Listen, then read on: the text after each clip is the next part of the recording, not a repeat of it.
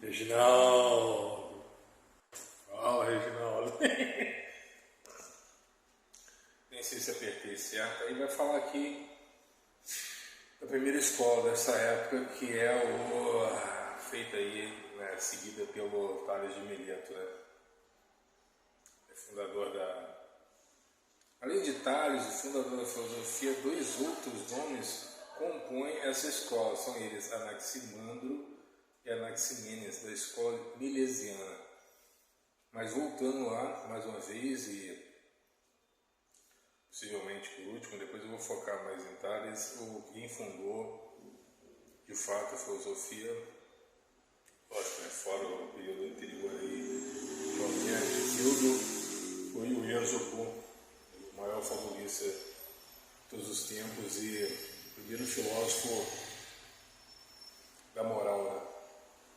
Através de suas fábulas aí, não sei que corrente, eu acho que ele não conversava com essa turma, ou possivelmente ele não tinha envolvimento, né? Porque assim, você pode ver que até mesmo eles estão associados à mesma escola, então essa turma conversava, sabe? Um escrevia sobre o outro, vice-versa.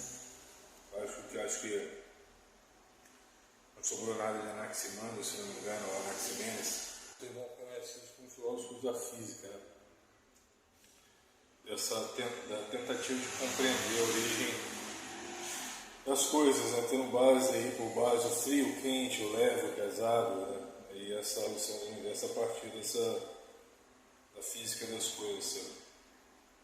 É aqui no livro, aqui, em segunda tradição, que remonta aos próprios gregos antigos, o primeiro filósofo seria esse Tales de Mileto. Mentira, né? O Êxopo, muito mais adiantado. As datas a respeito de sua vida são incertas, sabemos, porém, em segurança, ele viveu no período compreendido entre o final do século VII e meados do século VI a.C. Famoso como matemático, alguns historiadores consideram que sua colocação pelos antigos entre os 7 sábios da Grécia, né? Tem essa ideia também dos 7 sábios, né? Deveu-se principalmente à sua atuação política. Teria tentado unir as cidades-estados da Ásia Menor numa confederação. Lembra está no Conceito de Estado, né? O Conceito de Estado seria o Estado unitário, faz parte da outra aula de ciência política, né? Quais são as formas de Estado, né? Diferente das formas de governo. Estado unitário, federação e confederação. Por isso que o Brasil chama Federação Brasileira. Brasil, né? Então, a união de vários estados em comum acordo, formando assim uma nação. O Estado unitário é mais focado mesmo em uma figura sempre de um tirano, por isso que apesar sabe quem tentou fazer uma confederação? Até mesmo para, através dessa confederação, destruir as nossas forças armadas, o PT com Folha de São Paulo, sabe? A União dos Estados Unidos, que aquele deputado lá falou sobre a URSAL, que seria a União da América Latina em prol do comunismo, né? A gente sabe que é uma mentira, então em prol do socialismo. E aí isso dá para ilustrar uma ideia de confederação, né? E é engraçado, não sabia dessa informação, não, que voltando ali aqui, ó, que ele é tido como um dos 7 sábios da Grécia, e principalmente sua atuação política teria tentado unir as cidades-estados da Ásia Menor numa confederação no intuito de fortalecer o mundo helênico diante das ameaças e invasões dos povos orientais. Vou até ver mais sobre isso agora. Genial essa ideia da confederação por parte da esquerda, né? Porque anula praticamente toda a ação do exército, a última barreira contra o comunismo. Aí você tem que o exército brasileiro supostamente venceria qualquer nação fora dos Estados Unidos, né? Então, assim, da América Latina, eu acredito até do México, por exemplo. Só os Estados Unidos eu acho que bateria de frente, assim, digamos. agora contra uma confederação, sabe? O Brasil entrasse em guerra com o Estado seria nulo, sabe? O Estado, e aí todos esses exércitos unificariam em uma força única militar, sabe? Tipo OTAN, uma coisa nesse sentido. E aí é o poder, aí é o Leviatã em último nível, né? Porque, como dito por Marx Weber lá na União, na força do Estado, mais com a força do Estado, né? O poder do monopólio da força. Vou ver aqui sobre o 7 sábios aqui: Pitaco de Mitilene, Periandro de Corinto, Tales de Mileto, Solon de Atenas, Quilon de Esparta, Cleóbulo de Lindus e Bias de Priene. Legal isso, hein? Muito legal isso. Vou até procurar saber sobre eles. Se existe livro sobre os 7 sábios da Grécia. Só que desses sábios quase nenhum, ou o material se perdeu, né, ou ficou aí esquecido pela história. Né? É interessante saber que o Tales fez parte disso. Onde está o Fedro uma hora dessa. No caso, eles estavam buscando a causa material das coisas. Né? Cada um buscando a sua maneira, e Tales disse que talvez, não que certamente, eu acho que talvez.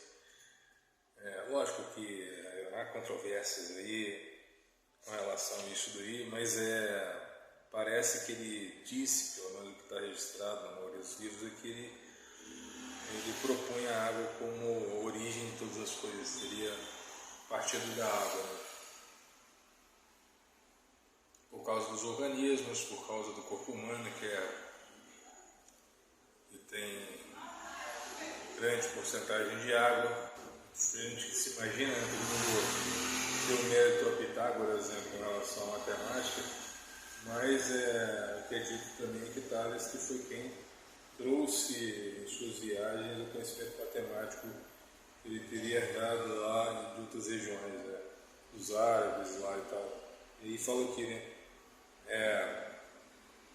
Tales foi importante apenas como alguns consideram importante, né, noções de matemática oriental que ele mesmo desenvolveu e aperfeiçoou, e de mitos cosmogônicos, particularmente egípcios, que laicizou dando-lhe sustentação racional.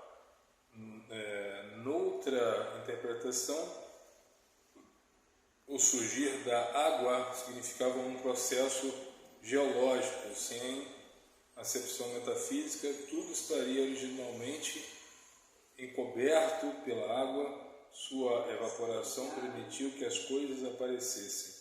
Por outro lado, alguns intérpretes consideram que outra sentença atribuída a Tales, tudo está cheio de deuses, representa não um retorno a concepções míticas, mas simplesmente a ideia de que o universo é dotado de animação e de que a matéria é viva.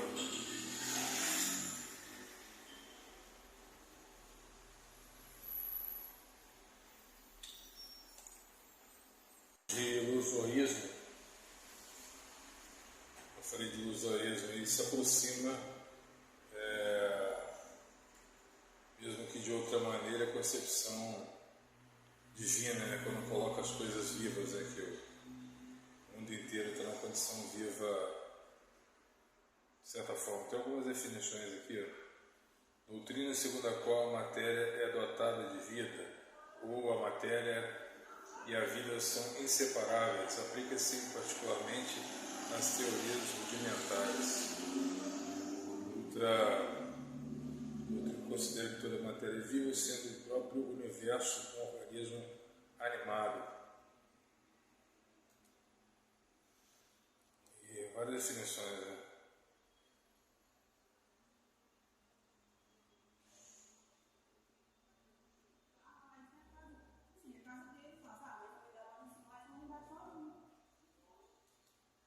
Doutrina segundo a qual a matéria é dotada de vida, ou matéria e a vida são inseparáveis. Aplica-se particularmente a teorias rudimentares dos filósofos jônicos.